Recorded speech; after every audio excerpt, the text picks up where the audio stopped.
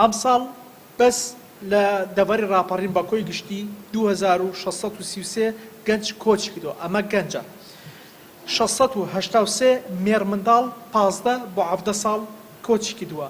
58 خێزانی کامل بە کاملی کۆچی کردووە. ئەمەیان چەند کۆچێک دەگرێتەوە: کەنەدا، ئەمریکا، ئەوروپا. چون ئێستا بە فیزای خوێندنیش بۆ کەنەدا کۆمەڵە گەنج لەو ڕێککارەوە ڕۆیشتون و دەڕۆن.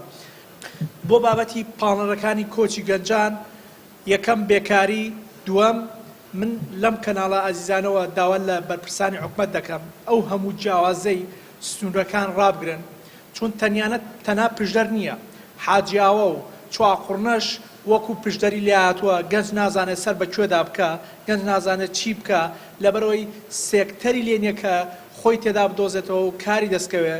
و ئیستیغلالکردنی گەنج لەم دەڤەرەی ئێمە لە سەعات 3 تا سەعات 12 شەو بە 150,000 کار بکە. ئەو 150,000 دەتوانێت چی پێ بکە؟ دەتوانێت خۆی پێبژێنێ یا ماڵی پێ دروستکە. بۆیە داوا لە حکومەتی هەرێمی کوردستان دەکەین تکایە فریای ئەم دەڤەرە بکەون.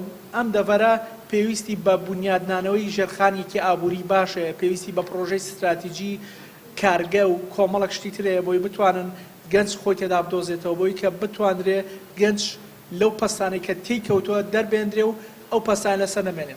و لەلایەکی تریش کۆمەڵێک بەرپرسی نابەرپرس ئیستیغلالی گەنج دەکەن و پەستانی دەخەنە سەر گەنج تووڕە دەکەن. ئیتر بۆیە هەموو بیرکردنەوەیەکی گەنج تەنیا ڕۆیشتنە، کە ڕۆیشتن بەڕای من خۆکوژیەکی هێواشێ و کە هەم خۆشت و هەم کەسوکارەکەشتی پێوە دەکوژی.